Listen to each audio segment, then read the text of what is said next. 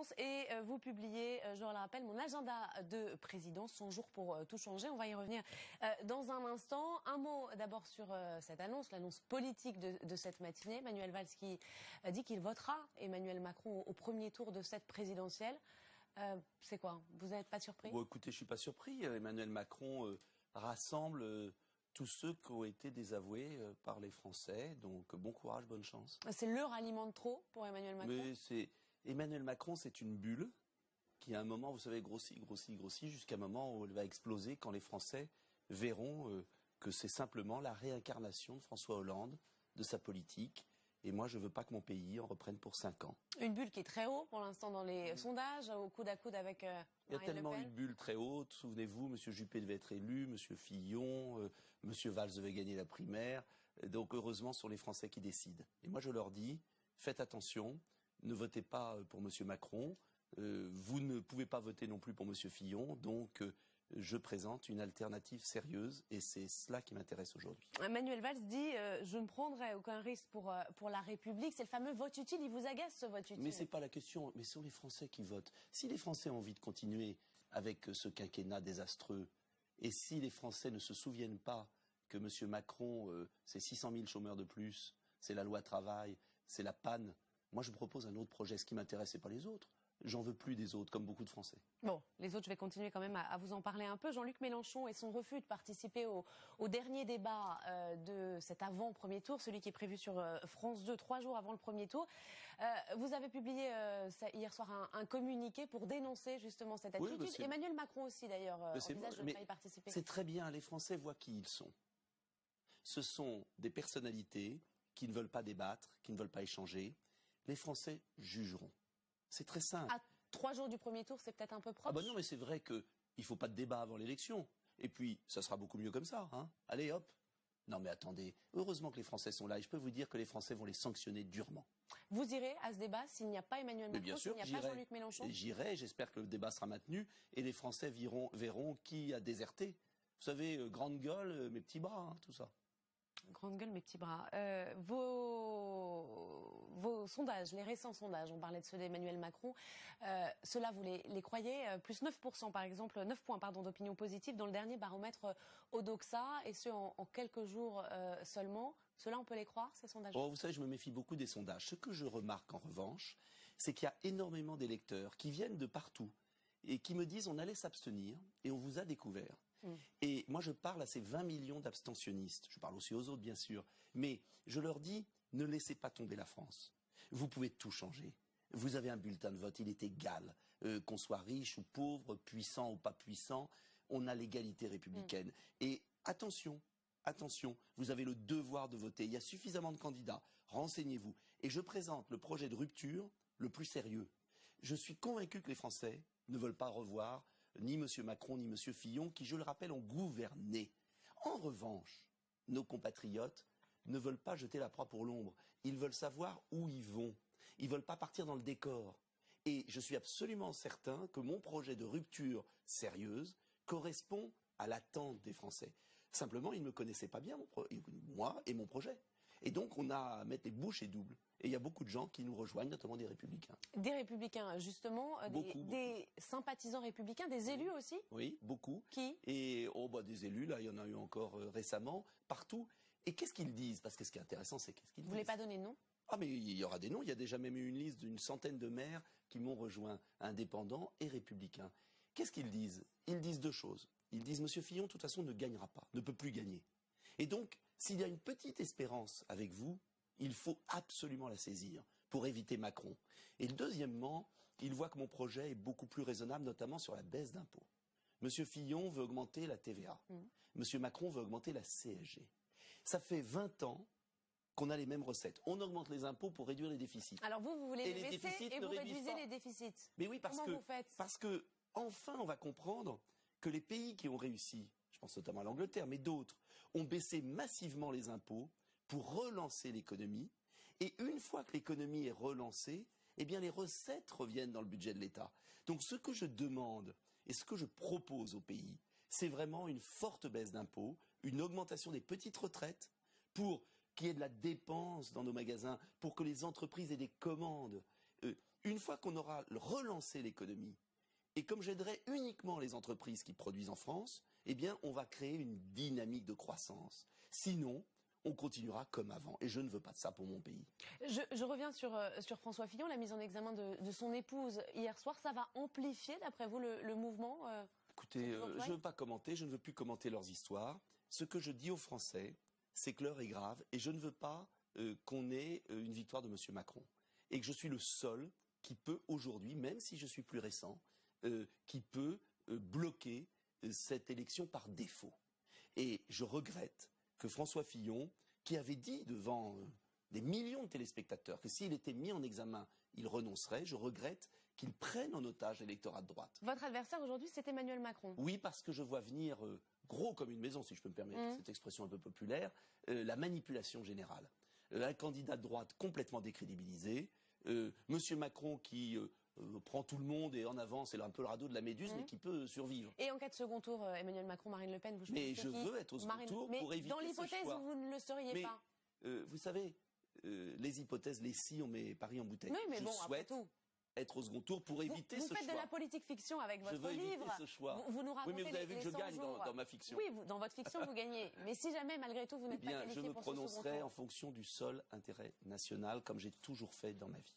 Bon, revenons à cette histoire, à ce livre, justement. Vous décrivez donc ces 100 premiers jours, 100 jours pour tout changer. Et votre premier déplacement à l'étranger, c'est le jour 4, ce sera à Londres, début aujourd'hui officiel du Brexit. Pourquoi Londres?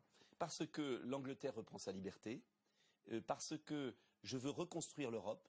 Je ne veux pas, moi, le Frexit, mais je veux qu'on ait une belle Europe, différente de l'Union européenne, pour qu'on réconcilie les nations, les démocraties.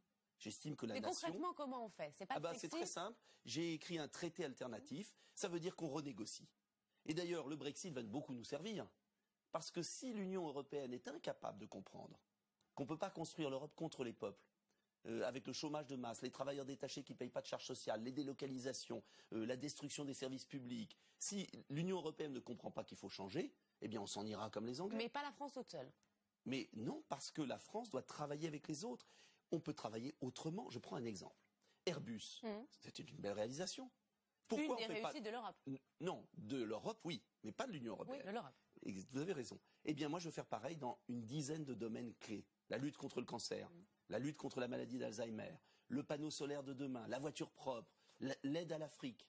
Voilà des beaux chantiers, mais pas à 28, à 4 ou 5 pays, et à la carte, de manière souple. 4 ou 5 pays, l'Allemagne? L'Allemagne, l'Italie, l'Espagne, mais ça dépendra des coopérations.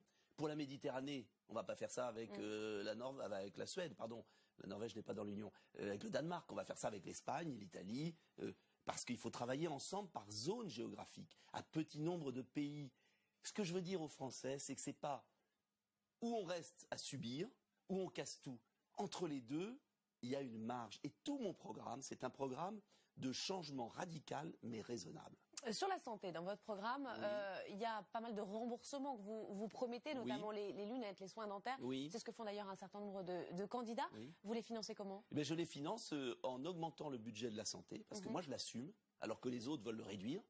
Et je le finance par la relance économique, justement, qui va apporter davantage de recettes. Et je le finance en faisant des économies ailleurs. Je prends un exemple. Je suis le seul qui propose un vrai plan pour la dépendance. On sait qu'il va y avoir un vieillissement de population. On le sait. C'est mécanique. Qu'est-ce qu'on fait depuis 20 ans? Rien. Et vous avez vu le prix des maisons de retraite? Personne ne peut se les payer. Je veux des maisons de retraite publiques. Et ce chantier de la dépendance, je créerai 30 000 emplois pour mieux encadrer nos personnes âgées dépendantes. Mais je prends sur des autres ministères où je réduis le nombre de fonctionnaires. Je fais des choix. Sur l'école, vous passez de 9 à 15 heures le nombre d'heures d'enseignement de français en primaire. Ça veut dire quoi? Qu'on supprime d'autres enseignements? Ça veut dire qu'on se concentre au primaire. Non, on pourrait un peu parce que ça a été beaucoup réduit quand même. Mais on concentre le primaire et notamment le CP sur l'apprentissage du français. Car un enfant qui maîtrise mal la langue, il est au fond de la classe au collège, il est dans l'échec scolaire au lycée et c'est une vie gâchée. Et je trouve ça affreux. On peut le faire, ça se faisait. On ne va pas me dire qu'on ne peut pas apprendre à lire nos enfants, mais il faut leur laisser le temps. Il faut leur donner les horaires, la formation des professeurs. Et il y a une différence avec mes concurrents, M. Macron et M. Fillon, c'est que je ne veux pas casser le ministère de l'Éducation nationale, je ne veux pas l'autonomie des établissements, parce que ça voudrait dire qu'il y aurait des bons établissements pour les riches et le reste serait très médiocre comme en Angleterre ou aux États-Unis. Je veux une éducation nationale, mais avec une exigence de savoir. Alors dans ce livre, vous détaillez bien sûr votre programme, vous imaginez donc ces 100 premiers jours, ça commence, c'est assez surprenant, par la décoration de votre bureau à l'Élysée, c'est le jour 1, c'est ce que vous faites en premier. Oh, décoration, il ne faut pas exagérer. J'ai voulu faire un livre vivant pour montrer qui j'étais et comment je présiderais. Parce que vous savez... Mais c'est quoi, du second degré quand vous faites ça? Non, je dis juste que je mets un objet que j'aime d'un enfant handicapé qui me l'a donné un jour et qui ne m'a jamais quitté. Et la photo de ma famille, c'est pas déshonorant. Non, pas du tout. Et mais je de veux faire du handicap. Ça peut être... Oui, mais je veux faire, c'est un symbole. Je suis surpris dans cette campagne que personne ne parle de justice sociale. Il y a beaucoup de gaspillage d'argent en France. Je veux lutter contre les abus de l'assistanat, mais je veux réorienter l'argent vers des causes justes. La situation des enfants en situation de handicap est terrible. Les parents, je veux par exemple offrir une part fiscale de réduction d'impôt sur le revenu pour les parents qui ont des enfants en situation de handicap. Je veux augmenter le nombre de places en instituts spécialisés. Personne ne parle dans cette campagne des vrais sujets de vie quotidienne de nos concitoyens. Et on peut le faire. Il faut faire des économies dans certains endroits, il faut être rigoureux, mais il faut aussi arrêter cette politique gigantesque de régression sociale permanente, de tous les candidats d'ailleurs. Sur votre gouvernement, vous en dressez quelques lignes. C'est le jour 37. Alors, Natacha Polony à l'instruction publique, Henri Guénaud à la défense, Ramayad aux affaires étrangères, Malek Bouti à la politique de la ville. Vous les avez contactés, tous ces gens-là? Non. Bien sûr, c'est pour montrer qu'il y a des gens dans la classe politique de bords différents. Mais vous pensez qu'ils accepteriez de travailler avec vous? Une fois qu'on est élu président, il y a beaucoup de gens qui acceptent de travailler avec vous, rassurez-vous. Ce que j'ai voulu dire, je prends l'exemple de Malek Bouti. Tout le monde va dire, mais c'est un socialiste. Je l'ai vu en Essonne, il est dans mon département. Il a lutté contre l'islamisme, contre le clientélisme d'une certaine gauche qui s'est mis à genoux devant les mosquées. Les mosquées fondamentalistes, radicales, dangereuses. C'est un homme courageux, il a été menacé. Vous faites du Macron finalement. Pour une rupture, pour un vrai changement de politique. Et alors, vous savez, M. Macron rassemble des gens qui veulent continuer. Il a dit qu'il n'y aurait aucun ministre dans son gouvernement qui a déjà été ministre. Oui, en tout cas, tous ses soutiens, ce sont les soutiens de Mitterrand, de Hollande, ceux qui ont gouverné, qui se sont servis, etc. Moi, je veux pas de ça. Mais je veux des gens courageux, qui ne dépendent pas d'intérêts privés, qui, dans leur vie publique, je pense à Stéphanie Gibault, qui, par exemple, a été une lanceuse d'alerte, qui me soutient, elle, depuis longtemps. Lanceuse d'alerte qui a dévoilé le scandale de la banque UBS, qui a récupéré des milliards pour la France. Voilà une femme courageuse. Ça vaut mieux que certains hommes politiques. Tout dernier mot sur le financement de votre campagne. Vous avez lancé un appel aux Français. Les banques ne vous prêtent pas d'argent? Non, et puis je vais vous dire très clairement... Comment vous l'expliquez? Vous savez, quand on pense différemment du système et quand on ne veut plus emprunter l'argent de l'État aux banques privées, je ne pense pas que les banques se précipitent. Mais au-delà de ça, je dis aux Français, s'ils veulent m'aider, je lance une opération 5 €. Moi, j'ai une campagne qui coûte 10 fois moins cher que celle de M. Macron, ou 15 fois moins cher. Et on a tellement de gens qui arrivent en ce moment, qui veulent nous aider. On a besoin de diffuser nos tracts, j'ai besoin de me faire connaître, et je lance un financement participatif. 5 €, c'est pas cher, pour permettre de défendre des convictions différentes, pour qu'il y ait le choix. Moi, je veux que les Français, le 23 avril, aient le choix. Merci en tout cas d'avoir été notre